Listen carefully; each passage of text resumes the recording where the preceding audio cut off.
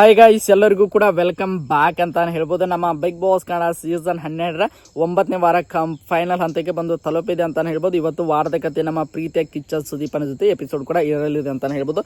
ಈ ವಾರ ಒಂದು ರೀತಿಯಾಗಿ ಡಿಫ್ರೆಂಟ್ ಆಗಿರುವಂಥ ವಾರ ಅಂತ ಹೇಳ್ಬೋದು. ಯಾಕೆಂದ್ರೆ ಬಿಗ್ ಬಾಸ್ ಪ್ಯಾಲೇಸ್ ಅನ್ನುವಂಥ ಒಂದು ಇಂಪಾರ್ಟೆಂಟ್ ಆಗಿರುವಂಥ ಟಾಸ್ಕ್ ಅನ್ನ ನಮ್ಮ ಬಿಗ್ ಬಾಸ್ ನೀಡಿದ್ದರು ಅಂತ ಹೇಳ್ಬೋದು. ಅದಾದ ನಂತರ ನೋಡ್ಲಿಕ್ಕೆ ಹೋದ್ರೆ 5 ಜನ ಪ್ರೀವಿಯಸ್ ಸೀಸನ್ ನ ಒಂದು ಕಂಟೆಸ್ಟೆಂಟ್ಗಳು ಗೆಸ್ಟ್ ಆಗಿ ಬಿಗ್ ಬಾಸ್ ಮನೆಗೆ ಎಂಟ್ರಿ ಕೊಟ್ಟರು ಅಂತ ಹೇಳ್ಬೋದು. ಒಂದು ರೀತಿಯಾಗಿ ಗೆಸ್ಟ್ ಅನ್ನೋದಕ್ಕಿಂತ ತುಂಬಾನೇ ಡಿಫ್ರೆಂಟ್ ಆಗಿ ಅವರು ಕೂಡ ಬಿಹೇವ್ ಮಾಡಿದ್ರು. ಅದರ ಜೊತೆಗೆ ನಮ್ಮ ಬಿಗ್ ಬಾಸ್ ಕನ್ನಡ ಸೀಸನ್ 12ರ ಸ್ಪರ್ಧಿಗಳು ಕೂಡ ಅವರಿಗೂ ಕೂಡ ಕರೆಕ್ಟ್ ಆಗಿ ರೆಸ್ಪೆಕ್ಟ್ ಕೂಡ ಕೊಡಲಿಲ್ಲ. ಅದರ ಜೊತೆಗೆ ಒಂದು ರೀತಿಯಾಗಿ ಈ ಟಾಸ್ಕ್ ತುಂಬಾನೇ ಹಾಳಾಯಿತು ಅಂತ ಹೇಳ್ಬೋದು. ಸೀಸನ್ 11ರ ಕಂಟೆಸ್ಟೆಂಟ್ಗಳು ಈಗ ಅವರು ಒಂದು ರೀತಿಯಾಗಿ ಟಾಂಟ್ ಕೂಡ ಮಾಡಿದ್ರು. ಅದರ ಜೊತೆಗೆ ಸೀಸನ್ 12ರ ಸ್ಪರ್ಧಿಗಳು ಕೂಡ ಅದಕ್ಕೆ ಅಪೋಸಿಟ್ ಆಗಿ ಟಾಂಟ್ ಕೊಡೋದ್ರ ಮೂಲಕ ಒಂದು ರೀತಿಯಾಗಿ ನೋಡ್ಲಿಕ್ಕೆ ವೀಕ್ಷಕರಿಗೆ ಇಂಟ್ರೆಸ್ಟಿಂಗ್ ಆಗಿ ಕಾಣ್ತಾ ಇತ್ತು. ಆದರೆ ಬಿಗ್ ಬಾಸ್ ಮನೆಯಲ್ಲಿರುವಂತಹ ಸ್ಪರ್ಧಿಗಳಿಗೆ ಈ ವಾರ ಚೂರು ಕೂಡ ಇಷ್ಟ ಆಗಲಿಲ್ಲ ಅಂತಾನೆ ಹೇಳ್ಬೋದು. ಅದರಲ್ಲೂ ಕೂಡ ಗಿಲ್ಲಿ ಹಾಗೆ ನಮ್ಮ ಗೆಸ್ಟ್ಗಳ ನಡುವೆ ನಡೆದಂಥ ಹಲವಾರು ಇನ್ಸಿಡೆಂಟ್ಗಳು ಕೂಡ ಅಲ್ಲಿರುವಂಥ ಮನೆಯ ಸ್ಪರ್ಧಿಗಳಿಗಾಗಿರ್ಬೋದು ಅಥವಾ ಬಂದಿರುವಂಥ ಗೆಸ್ಟ್ಗಳಿಗೆ ಯಾರಿಗೂ ಕೂಡ ಇಷ್ಟ ಆಗಲಿಲ್ಲ. ಆದರೆ ನೋಡುಗರಿಗೆ ಮಾತ್ರ ಸಖತ್ ಮಜಾನು ಕೂಡ ಕೊಡ್ತು ಅಂತಾನೆ ಹೇಳ್ಬೋದು. ಡೈರೆಕ್ಟ್ ಆಗಿ ವಿಷಯಕ್ಕೆ ಬರೋದಾದ್ರೆ ಈ ವಾರದ ಕಿಚ್ಚನ ಚಪ್ಪಾಳೆ ಬಿಗ್ ಬಾಸ್ ಮನೆಯಲ್ಲಿರುವಂಥ ಯಾವ ಸ್ಪರ್ಧಿಗೆ ನಮ್ಮ ಕಿಚ್ಚ ಬಾಸ್ ಕೊಡ್ತಾರೆ ಎನ್ನುವಂತಹ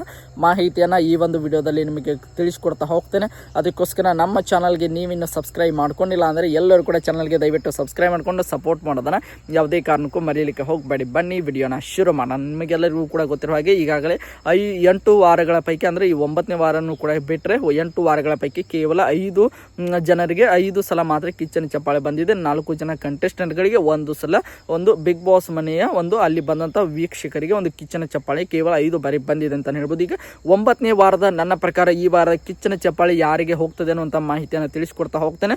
ಆದರೆ ಇನ್ನು ಶನಿವಾರದ ಎಪಿಸೋಡ್ನ ಒಂದು ಶೂಟಿಂಗ್ ಶುರು ಆಗಿಲ್ಲ. ಅದಾದಮೇಲೆ ಈ ವಾರದ ಕಿಚ್ಚನ ಚಪ್ಪಾಳೆ ಯಾರಿಗೆ ಬಂದಿದೆ ಅನ್ನುವಂಥ ಪಕ್ಕಾ ಮಾಹಿತಿ ಬಂದಮೇಲೆ ನಿಮಗೆ ಮತ್ತೊಂದು ವಿಡಿಯೋನ ಮಾಡಿ ಹಾಕ್ತೇನೆ. ಈಗ ನನ್ನ ಪ್ರಕಾರ ಈ ವಾರದ ಕಿಚ್ಚನ ಚಪ್ಪಾಳೆ ಯಾರು ಅಂತ ನೋಡ್ತಾ ಹೋದಾದ್ರೆ ಅದು ಬೇರೆ ಯಾರಲ್ಲ, ಅಶ್ವಿನಿ ಗೌಡ ಅಂತ ಹೇಳ್ಬೋದು. ಅಶ್ವಿನಿ ಗೌಡ ಅವರು ಯಾಕೆ ಅಂತ ನೋಡ್ತಾ ಹೋದಾದ್ರೆ 8ನೇ ವಾರದ ತನಕ ಅವರ ಒಂದು ಪರ್ಸನಾಲಿಟಿ ಡಿಫ್ರೆಂಟ್ ಆಗಿ ಕಾಣ್ತಾ ಇತ್ತು ಅಂತ ಹೇಳ್ಬೋದು. ನೋಡ್ತಾ ಇರ್ಬೋದು, ಒಂದು ಜಗಳ ಆಗಿರ್ಬೋದು, ಪ್ರತಿ ವಾರವೂ ಕೂಡ ಕಿಚ್ಚನ ಕೈಯಲ್ಲಿ ಕ್ಲಾಸನ್ನು ತೆಗೆದುಕೊಳ್ತಾ ಇದ್ರು. ಇವೆಲ್ಲವನ್ನು ಕೂಡ ಅಬ್ಸರ್ವ್ ಮಾಡಿದಂಥ ನಮ್ಮ ಅಶ್ವಿನಿ ಗೌಡ ಅವರು ಈ ವಾರದಲ್ಲಿ ಒಂದು ರೀತಿಯಾಗಿ ಸೈಲೆಂಟ್ ಆಗಿ ಇದ್ರು ಅಂತಾನೆ ಹೇಳ್ಬೋದು. ಒಂದು ಪಾಸಿಟಿವ್ ಆಗಿ ಸೈಲೆಂಟ್ ಆಗಿದ್ರು.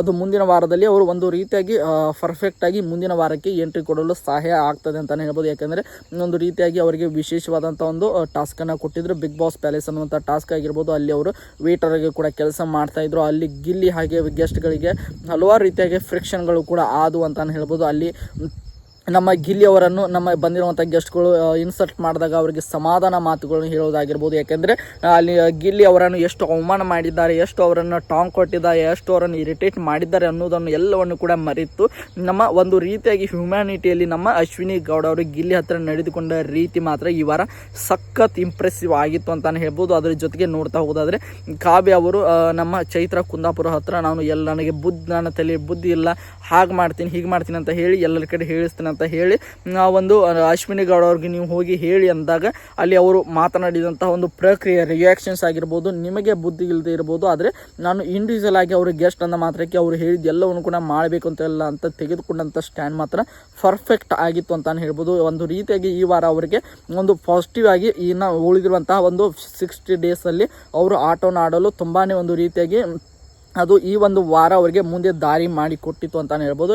ಈ ಒಂದು ರೀತಿಯಾಗಿ ಅವರು ಇದ್ದಂಥ ವಾರಕ್ಕೆ ಅಂದರೆ ಪ್ರೀವಿಯಸ್ ನಾವು 8 ವಾರಗಳನ್ನು ನೋಡ್ಕೊಂಡು ಬಂದಂಥ ನಮಗೆ ಅವರು ಈ ವಾರ ಇದ್ದಂಥ ಒಂದು ಬಿಹೇವಿಯರ್ ಆಗಿರ್ಬೋದು ಸಖತ್ತಾಗಿ ಇಂಪ್ರೆಸಿವ್ ಆಗಿ ಆಯಿತು ಅಂತಾನೆ ಹೇಳ್ಬೋದು. ಆ ಒಂದು ಕಾರಣದಿಂದಾಗಿ ನನ್ನ ಪ್ರಕಾರ ಈ ವಾರದ ಕಿಚ್ಚನ ಚಪ್ಪಾಳೆ ಅಶ್ವಿನಿ ಗೌಡ ಅವರಿಗೆ ಅಂತಾನೆ ಹೇಳ್ಬೋದು. ನಿಮ್ಮ ಪ್ರಕಾರ ಈ ವಾರದ ಕಿಚ್ಚನ ಚಪ್ಪಾಳೆ ಯಾರಿಗೆ ಹೋಗ್ಬೋದು ಅನ್ನೋದನ್ನು ನೀವು ಕಮೆಂಟ್ ಬಾಕ್ಸಲ್ಲಿ ಕಮೆಂಟ್ ಮಾಡಿ. ಅದರ ಜೊತೆಗೆ ನಮ್ಮ ಕಿಚ್ಚ ಬಾಸ್ ಯಾರಿಗೆ ಕೊಡ್ತಾರೆ ಅಂತ ವೇಟ್ ಮಾಡಿ ನೋಡೋಣ. ಅದು ಬಂದಮೇಲೆ ನಿಮಗೆ ಮತ್ತೊಂದು ವಿಡಿಯೋನ ಮಾಡಿ ಹಾಕ್ತೇನೆ ಅಂತ ಹೇಳ್ತಾ ಈ ಒಂದು ವಿಡಿಯೋನ ಮುಗಿಸ್ತಾ ಇದ್ದೀನಿ. ಎಲ್ಲರಿಗೂ ಕೂಡ ಧನ್ಯವಾದಗಳು. ಹೀಗೆ ಸಪೋರ್ಟ್ ಮಾಡ್ತಾ ಇರಿ, ಲೈಕ್ ಮಾಡಿ, ಶೇರ್ ಮಾಡಿ, ಹಾಗೆ ಸಬ್ಸ್ಕ್ರೈಬ್ ಮಾಡ್ಕೊಳ್ಳಿ. ಮತ್ತೆ ಮುಂದಿನ ವಿಡಿಯೋದಲ್ಲಿ ಸಿಗೋಣ. ಎಲ್ಲರಿಗೂ ಕೂಡ ಧನ್ಯವಾದಗಳು. ಹೀಗೆ ಸಪೋರ್ಟ್ ಮಾಡ್ತಾ ಇರಿ.